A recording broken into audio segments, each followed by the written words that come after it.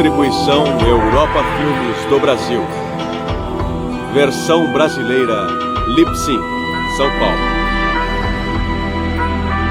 História das religiões. Em nome de Deus, o Beneficente, o Misericordioso.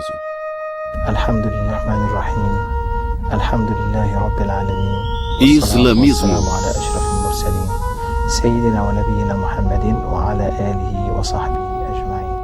Eu testemunho que o Senhor é nosso Criador e que o profeta Maomé, que a paz esteja com ele, é o seu enviado, que veio trazer uma mensagem e a entregou de um modo perfeito, no modo do amor e da pureza.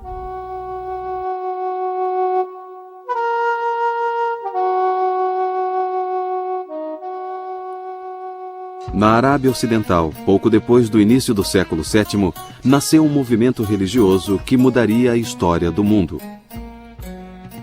Maomé, filho de Abdallah, o profeta do Deus único Alá, chamou seus compatriotas para um novo modo de vida chamado Islã. No começo, o movimento evoluiu lentamente. Mas em pouco mais de 20 anos já havia alcançado toda a Arábia. Após a morte de Maomé, seus seguidores se espalharam rapidamente pelas regiões vizinhas, deitaram as bases de um grande império. Entre os séculos IX e XII, o império foi um dos mais brilhantes que o mundo já viu. Islã é uma palavra árabe originada de um radical que significa paz, solidez ou segurança. Embora a palavra Islã às vezes seja usada em outros sentidos, ela basicamente é uma expressão religiosa que se refere ao estado da alma. Significa uma atitude interna de obediência inequívoca a Deus. A palavra Islã poderia ser traduzida como rendição, submissão ou resignação. Assim, Islã é submissão ou resignação à vontade de Deus, conforme essa vontade foi comunicada ao profeta Maomé em uma série de revelações divinas. Os que seguem o Islã são chamados de muçulmanos, que literalmente significa os que se submetem. Assim, dizer eu sou muçulmano em plena consciência não é só um ato de identificação com o grupo religioso, mas é dizer eu me comprometi sem reservas a obedecer à vontade de Deus. Isso supõe a determinação renovada, sempre nova, de colocar toda a atividade da vida nas mãos de Deus. Sem dúvida alguma, esta é uma declaração profundamente religiosa. Números exatos são difíceis de obter, mas hoje os muçulmanos constituem cerca de 1/5 da população da Terra. O Islã só é menor em tamanho ao cristianismo, um feito notável para a mais jovem das maiores crenças do mundo. Os muçulmanos estão concentrados num cinturão de países dos dois lados do Equador, do Marrocos, no norte da África, às Filipinas, no sudeste da Ásia. O maior número de muçulmanos está no subcontinente indiano, isto é, Índia, Paquistão e Bangladesh.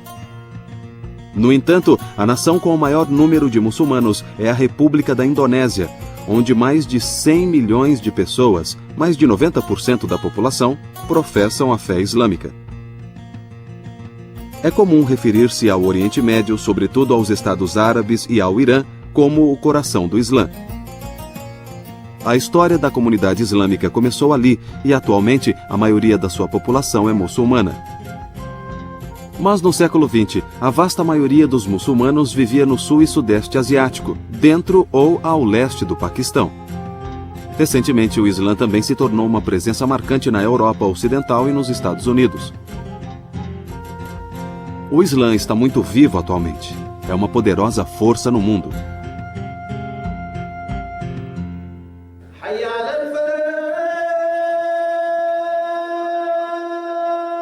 Uma das principais obrigações para todo crente muçulmano é dar testemunho de sua fé. Ele deve dar seu testemunho repetindo a fórmula da Shahada. Em nome de Alá, o Beneficente, o Misericordioso, dou testemunho de que não há outra divindade além de Alá e que Maomé é o seu mensageiro. Os muçulmanos adoram a Deus e não ao profeta Maomé. Assim, é um erro crasso referir-se à religião islâmica como maometismo, ou aos seus seguidores como maometanos. O papel de Maomé no Islã é muito distinto daquele de Jesus no cristianismo. Maomé é visto como um profeta, mensageiro de Deus. Os cristãos consideram Jesus como a encarnação do próprio Deus. Pouco se sabe sobre o começo da vida de Maomé, nem sequer a data precisa de seu nascimento. Embora a informação seja esparsa, sabemos que Maomé nasceu por volta de 570 d.C., numa das famílias mais pobres de Maca, a chamada Meca. O sustento de Maomé dependia do comércio. Ele viajava em caravanas para as áreas de fronteira com a Arábia. Seu chamado à profecia ocorreu por volta dos seus 40 anos. Ele era um homem reflexivo que cultivava o hábito da meditação, vigílias solitárias e jejuns nos morros perto de Meca.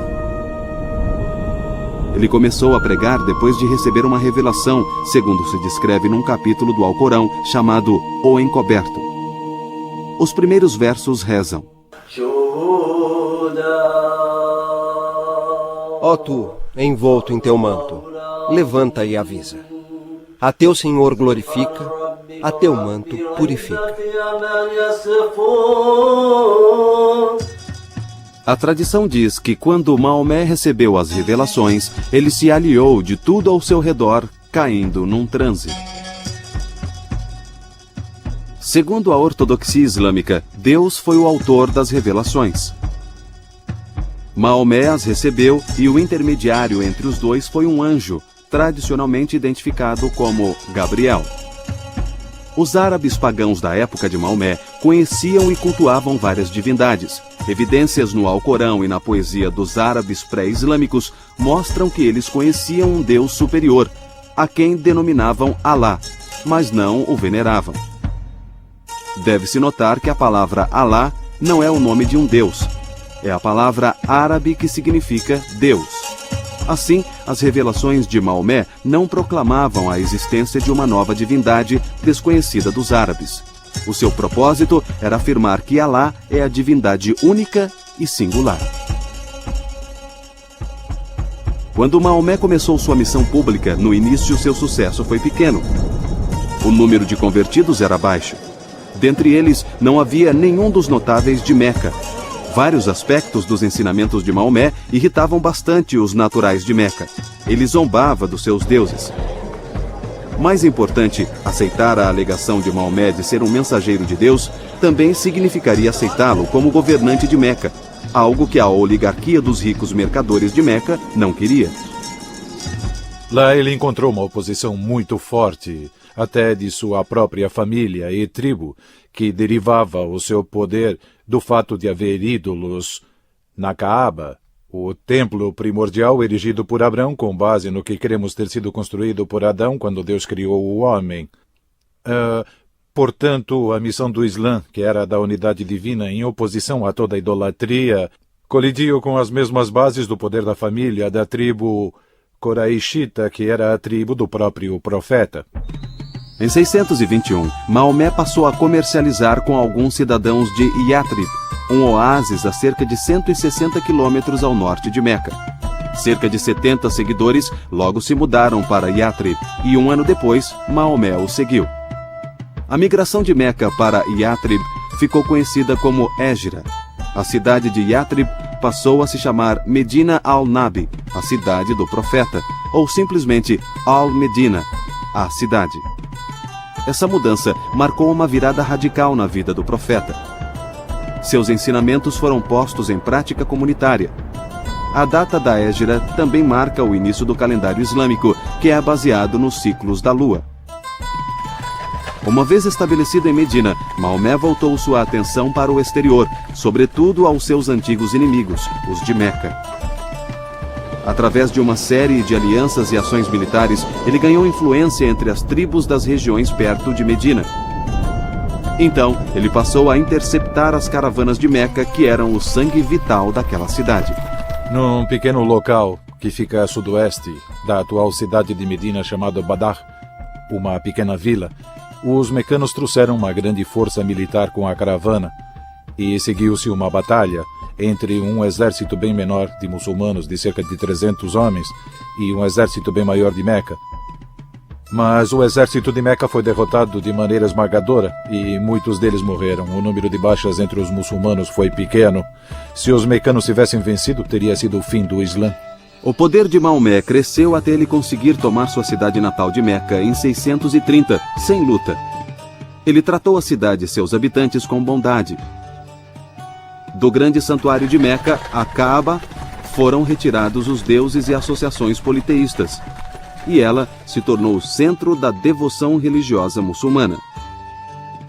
Com a conquista de Meca, Maomé tornou-se o homem com mais prestígio e poder da Arábia.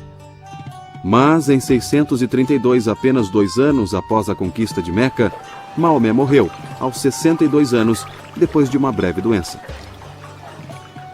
A comunidade islâmica imediatamente mergulhou numa controvérsia sobre a questão da liderança.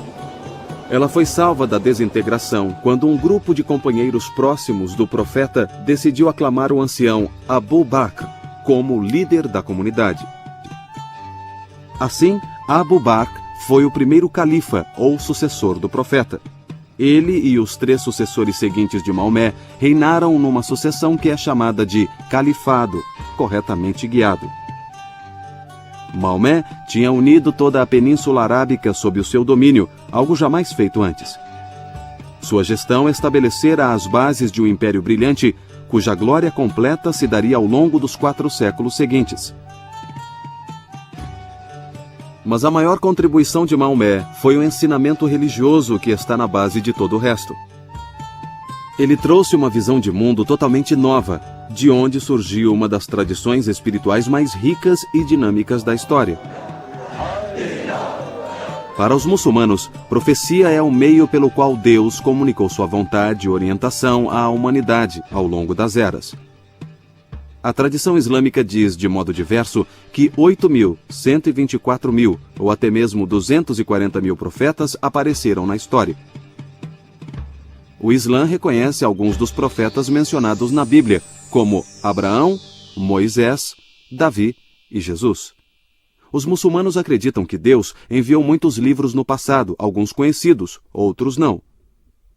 Esses incluem a Taurat, referindo-se à Torá de Moisés, o Zabur, ou Salmos de Davi, e o Injil, o Evangelho de Jesus. A esses profetas e seus livros, os muçulmanos acrescentaram o nome de Maomé e o livro enviado por ele, o Alcorão. Na essência do coração do profeta, ele era tão puro que aquela energia se esparramava em Meca, que é um deserto, e atingia o mundo todo, do extremo oriente ao extremo ocidente. Então, aquele amor que jorrava do coração do profeta é como a abelha rainha, que doa o mel e a energia das abelhas para produzir o mel. A semelhança com Jesus é que o amor em seu coração pela humanidade atinge todo o mundo. Como Moisés, o seu amor atinge todo o mundo. Subjacente à doutrina islâmica da profecia está uma compreensão peculiar da natureza humana e da condição humana. Para os muçulmanos, o problema fundamental de todas as pessoas é a limitação como criaturas. Somos ignorantes do modo certo de viver e incapazes de descobri-lo com nossas faculdades e recursos apenas. Para os muçulmanos, a história da humanidade poderia ser esboçada como um repetido processo de receber orientação através da profecia e depois o afastamento dela. Obviamente, os humanos têm uma tendência inata de se afastar do caminho divino para seguir o seu próprio. Porém, os muçulmanos creem que, com o advento de Maomé, o ciclo de mensageiros proféticos chegou ao seu ápice e final. Segundo o Alcorão, ele foi o selo dos profetas. O Islã é uma religião do livro. No seu cerne está o Alcorão, o conjunto de revelações que Maomé recebeu, iniciado com o seu chamado à profecia e durando até o final de sua vida. O Alcorão é aproximadamente do mesmo tamanho que o Novo Testamento. Está dividido em 114 suras, ou capítulos. Pouco se sabe da condição ou situação do Alcorão quando o profeta morreu. Maomé providenciara para que ao menos partes dele estivessem escritas e organizadas em capítulos. Mas a comunidade islâmica concorda que o grande trabalho de coletar e publicar o Alcorão foi feito na época dos primeiros 3 califas, ou sucessores do profeta. Acredita-se que foi nesse tempo que o Alcorão foi compilado a partir de escritos em pedras, em papiros, em pedaços de couro e em omoplatas de animais.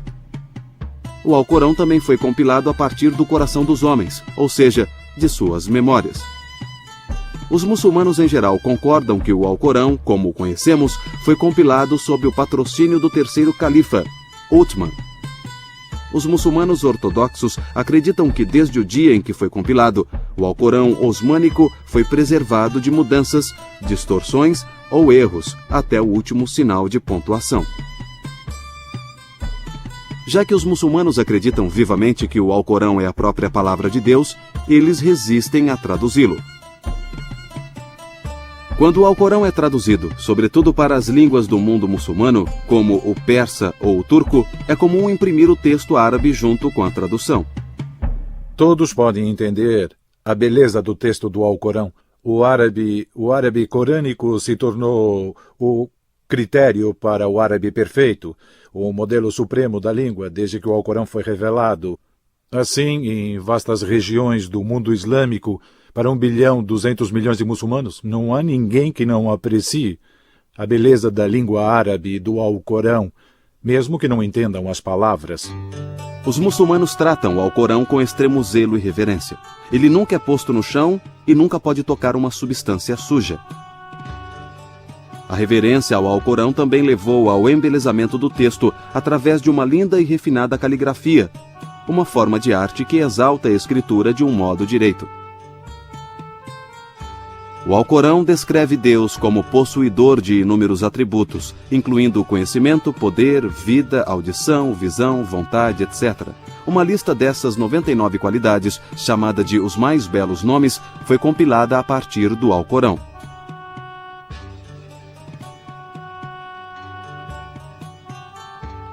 Eles tiveram um papel importante no pensamento místico islâmico e também na teologia islâmica.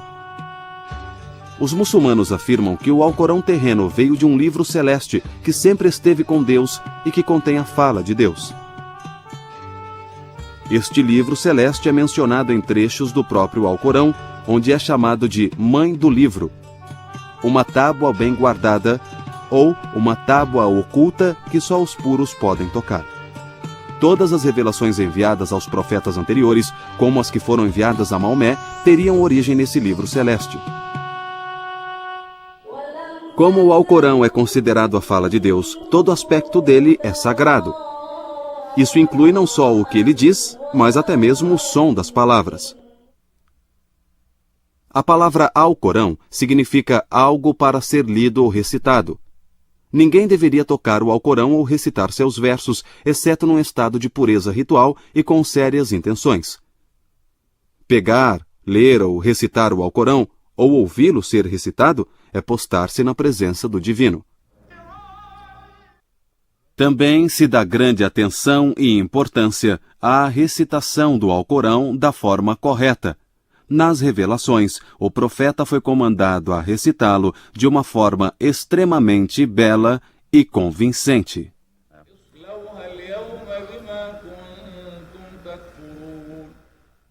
A veneração ao Alcorão também se mostra de outras maneiras. Em todo o mundo islâmico, os muçulmanos tentam decorar todo o Alcorão, mesmo sendo um livro com 6.200 versos e cerca de 120.000 palavras.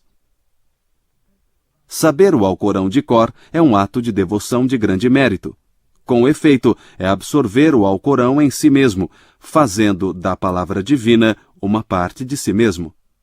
Por essas razões, há escolas corânicas em todo o mundo islâmico para ensinar o texto do Alcorão às crianças.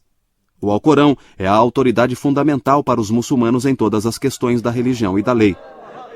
Ele aborda todos os aspectos da vida islâmica. os muçulmanos procuram combinar seus ideais religiosos com a gestão política. Em certos países islâmicos, o próprio Alcorão é considerado a constituição do Estado. Os muçulmanos estão interessados em saber exatamente como deveriam se comportar nas várias circunstâncias da vida. A lei islâmica é nada menos que o esforço de estabelecer a vontade de Alá para a conduta humana. O padrão divinamente ordenado para uma vida humana correta foi chamado de Sharia, palavra que significa um caminho bastante trilhado, uma via larga, ou o caminho para a água. Devido à ampla visão da Shariat, muitas vezes se diz que o Islã é um sistema de vida completo. Regula a conduta ritual. Fornece regras de higiene pessoal. Estipula a vestimenta correta. As explicações que são dadas a todas nós de por que alguém deveria usar o véu, a explicação é que você deveria usá-lo para que saibam que você é muçulmana e não ser molestada. E você deveria usá-lo ao sair.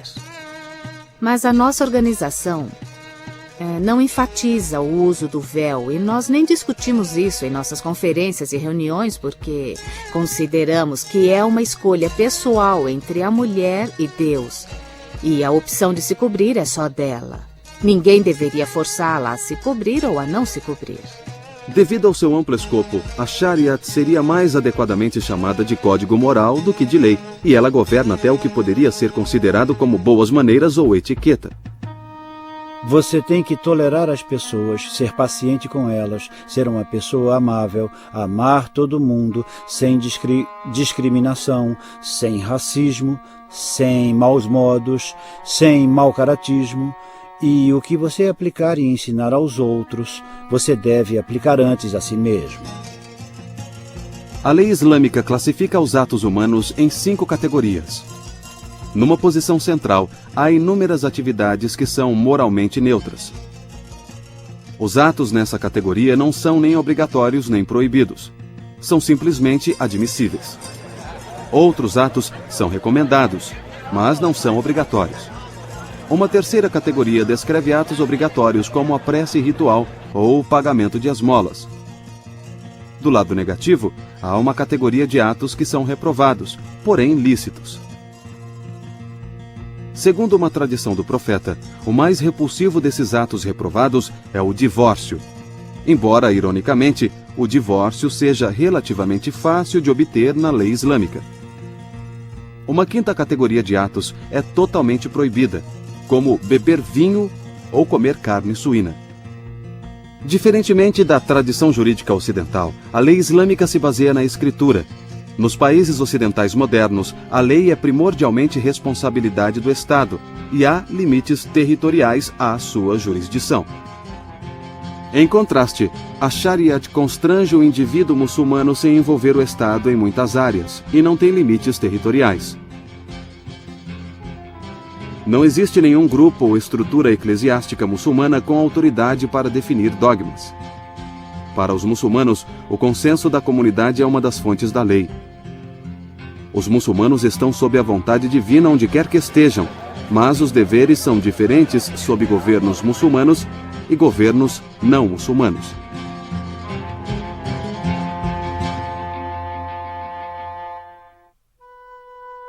Todo muçulmano tem obrigações essenciais para com Deus. As mais importantes dessas obrigações são os 5 pilares do Islã: a profissão de fé, a oração, a doação de esmolas, o jejum e a peregrinação.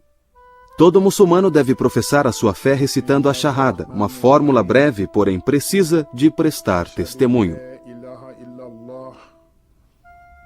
Wahdahu la sharika lahu wa ashhadu anna Muhammadan abduhu wa rasuluh.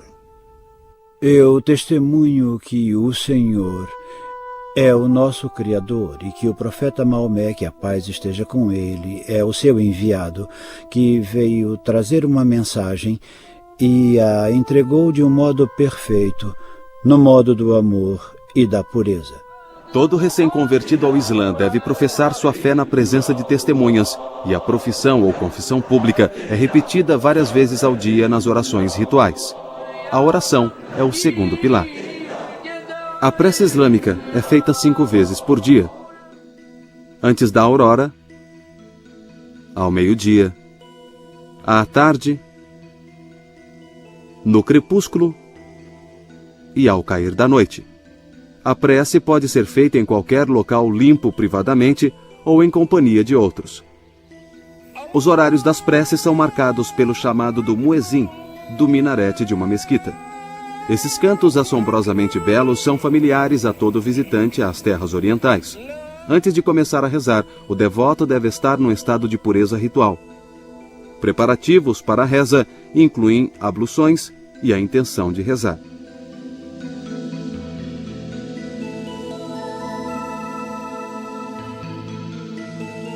Em toda mesquita, há água corrente e um local à parte para as abluções. A prece da congregação ocorre toda sexta-feira ao meio-dia e também nos dias de festa na mesquita.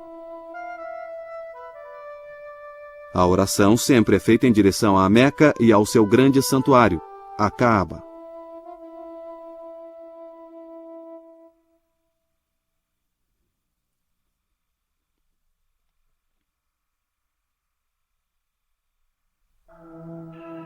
A doação de esmolas, o terceiro pilar islâmico, é uma espécie de sistema islâmico de previdência. A lei prescreve quantias específicas a serem doadas para cada tipo de riqueza que o muçulmano possua. Esse dinheiro pode ser doado aos pobres e necessitados, aos devedores, ao caminhante, ou ser genericamente gasto à maneira de Deus, conforme expresso no Alcorão. O Ramadã, o 9º mês do calendário lunar islâmico, é um período de jejum, o quarto pilar da prática islâmica. O jejum começa a cada manhã, assim que houver luz suficiente para distinguir um fio branco de um fio preto. Durante todo o dia, o muçulmano deve evitar comidas e bebidas. Depois do pôr do sol, o jejum é quebrado por uma refeição simples. Como o ano lunar muçulmano só tem 359 dias ao longo do tempo, o Ramadã varia conforme as estações.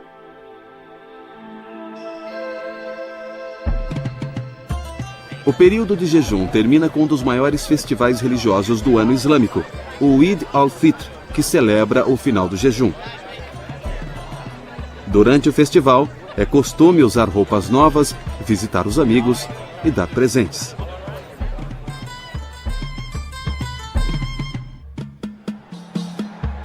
O quinto pilar do Islã é a peregrinação à Meca, chamada de Hajj. Todo muçulmano saudável e financeiramente capaz deveria fazer a peregrinação ao menos uma vez na vida. Aquele que a faz é chamado de Hajj. Ao entrar nos recintos sagrados de Meca, o peregrino deve passar por uma purificação ritual, e isso inclui o uso de um traje especial.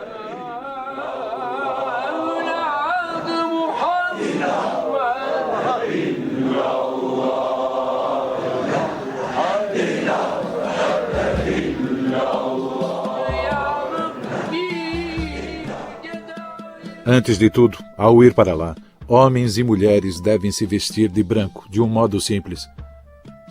Os homens usam 2 pedaços de pano e tiram todas as suas joias. As mulheres fazem o mesmo. Assim, a pessoa fica reduzida a uma espécie de pureza e igualdade perante Deus, como no dia do juízo. Seja você rei ou mendigo, ao fazer a peregrinação não existe distinção. Nenhuma distinção, não dá para distinguir.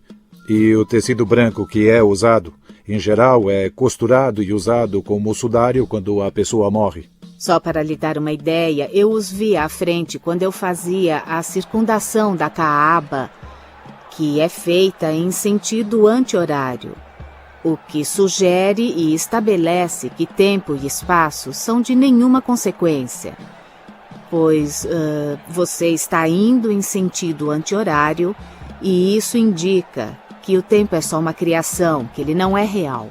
E eu vi 2 homens idosos, eles deviam ter uns 90 anos e caminhavam bem devagar, de mãos dadas. E parecia que eles eram amigos desde sempre. E eles estavam dando as voltas, sabe? Alheios ao resto do mundo. Eles devem ter levado 8 horas para fazer o mesmo que eu fiz em cerca de 2 horas e meia. E foi lindo. Foi como se o tempo parasse para eles. Estavam sem pressa, fazendo a caminhada, E só o que importava a eles era que estavam fazendo algo religioso, cumprindo aquilo antes de morrer. E eles estavam juntos. Isso acontece em um dos meses lunares do calendário lunar de 12 meses do Islã, que é chamado de mês da peregrinação, e há rituais muito elaborados associados a ele.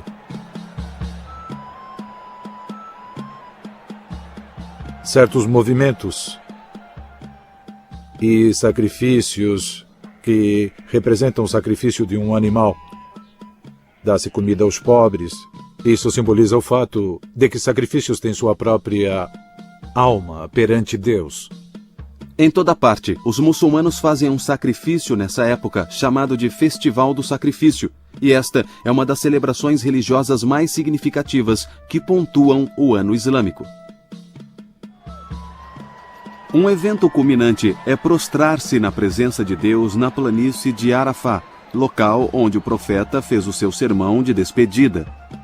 Depois de completar os rituais em Meca, a maioria dos peregrinos coroa sua jornada à Arábia com uma visita à tumba do amado profeta em Medina. A peregrinação é muito mais do que um ato de devoção individual. No passado, reuniam-se pessoas de todas as partes do mundo em um só lugar, e hoje esse número cresceu para 1.200.000 que estiveram presentes da última vez. Assim, há pessoas de todo canto, de Toledo, Ohio, a Timbuktu, no Mali, a Aceh, na Indonésia. Há gente loira, de pele escura, de aspecto malaio, chinês, caucasiano. As pessoas vêm do mundo todo. É realmente uma instituição única e assistir a ela é uma experiência marcante. Entre os séculos VIII e XII d.C., uma tendência para o misticismo surgiu entre os muçulmanos. De um início modesto, esse movimento místico rapidamente cresceu ao horizonte religioso.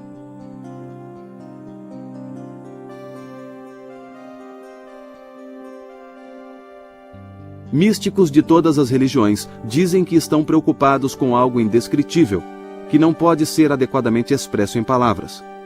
Esse sentimento só pode ser experimentado. O misticismo islâmico, em geral, se chama sufismo.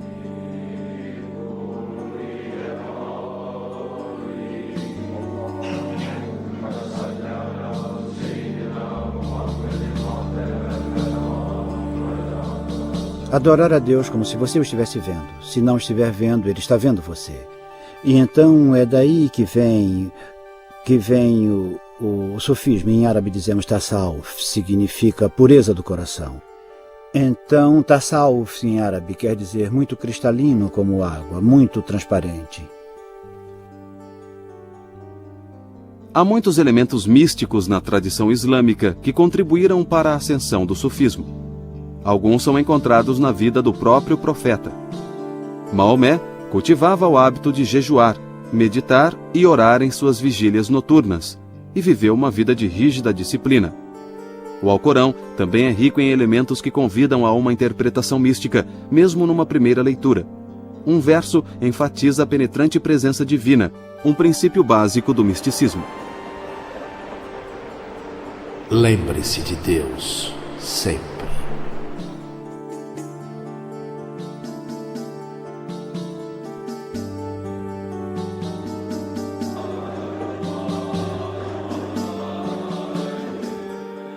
As ordens místicas sufis têm uma forma de veneração particular chamada dhikr, que significa relembrar ou mencionar.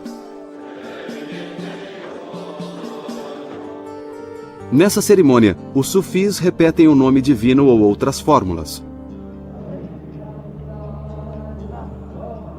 O ritmo da recitação muitas vezes se acelera.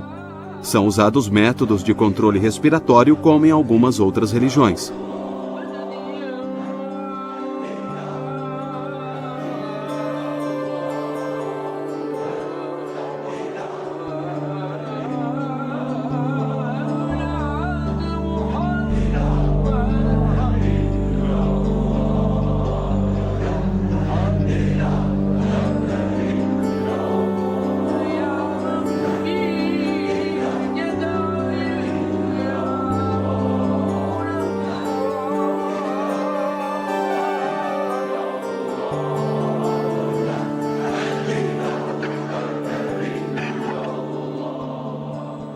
Muitas ordens sufis se movem ritmicamente junto com o canto.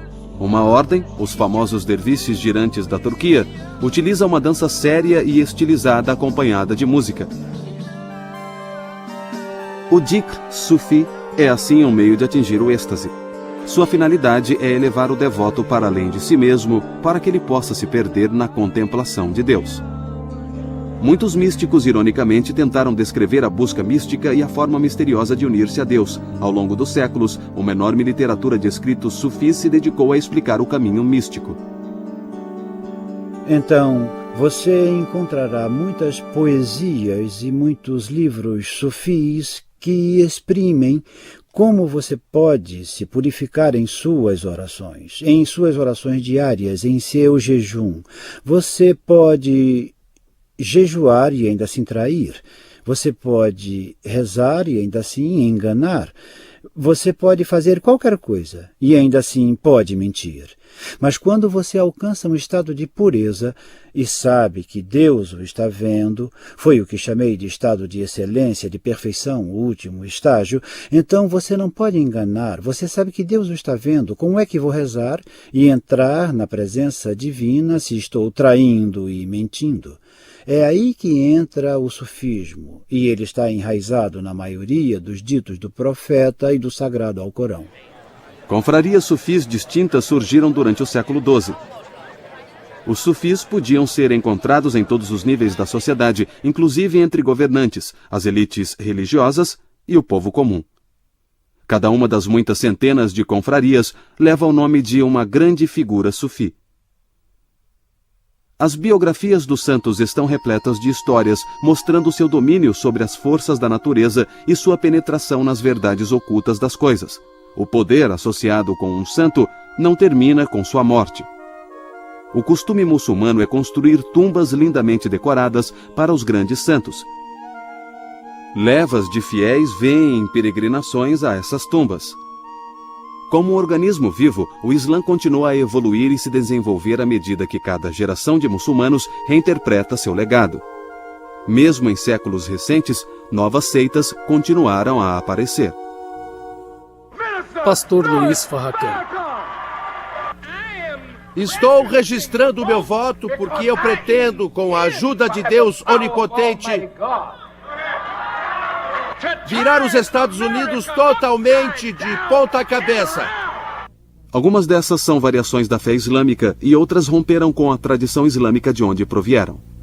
Continuar a apresentar o Islã como ele está fazendo é errado. Basicamente é isso, está errado. Porém, uma grande divisão da comunidade muçulmana é muito importante. É a divisão entre os que se denominam sunitas e os conhecidos como xiitas. Como já vimos, a palavra sunita significa a pessoa que segue a suna, ou o caminho bastante trilhado.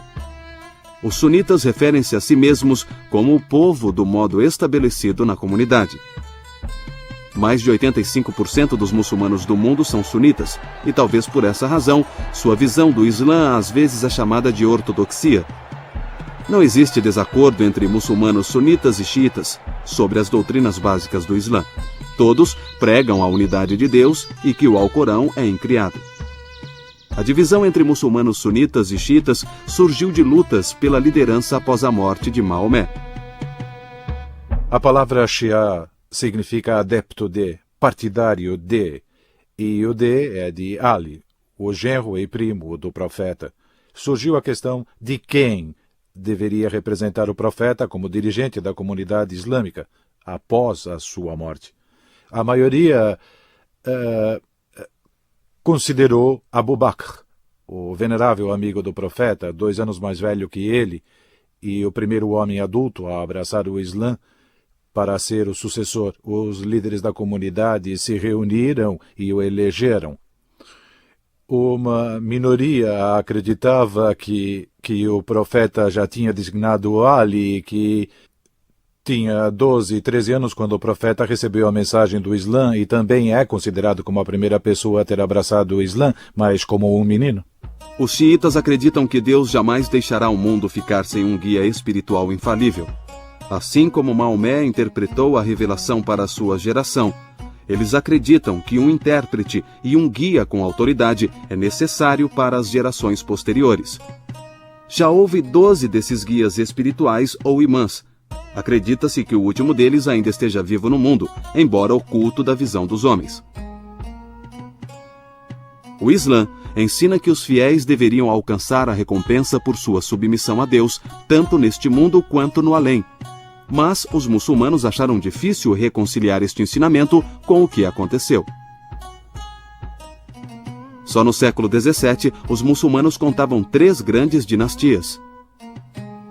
O Império Otomano dominou o que hoje é a Turquia e regiões vizinhas. A dinastia Sefévida governou a Pérsia, ou o que hoje é o Irã, e o Império Mongol reinou na Índia. Todos culturalmente ricos, economicamente poderosos e militarmente fortes. No final do século XIX, porém, o Império Mongol desaparecera. Foi absorvido nos domínios britânicos da Rainha Vitória. O Irã, local da antiga dinastia Sefévida, fora reduzido à impotência, com interesses rivais russos e britânicos competindo para controlá-lo. O Império Otomano ficou conhecido como o Homem Doente da Europa. A Primeira Guerra Mundial o liquidou. No século XIX, boa parte do mundo islâmico, do Marrocos à Indonésia, estava reduzida ao estado de colônias controladas por impérios ocidentais. Tudo isso levou os muçulmanos a reexaminarem suas convicções religiosas fundamentais em sua luta para reformar e revitalizar politicamente a comunidade muçulmana.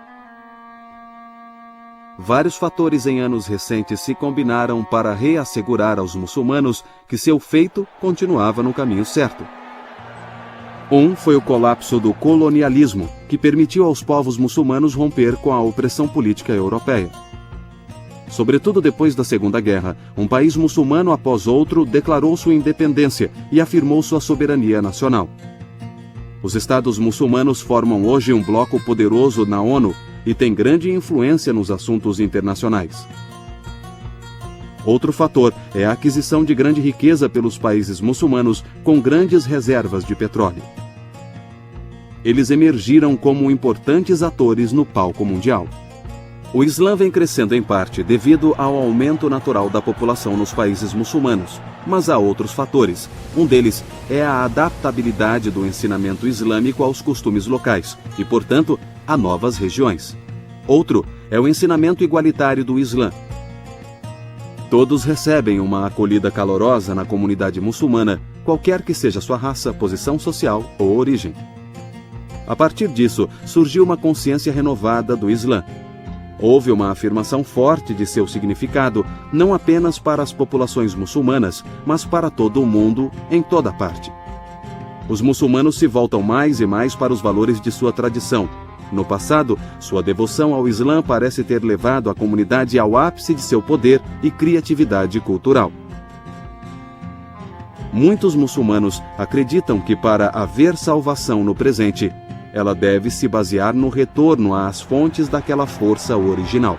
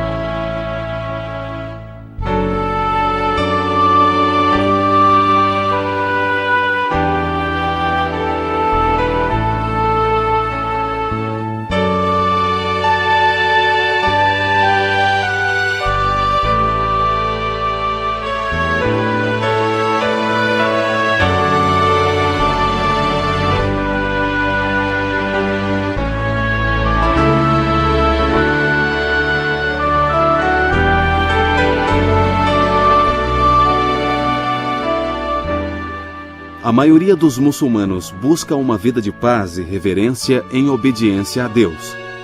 De fato, uma saudação comum em todo o mundo muçulmano é decretada pelo Alcorão. Assalamu alaikum wa rahmatullahi wa barakatuh. Que a paz e as bênçãos estejam com vocês.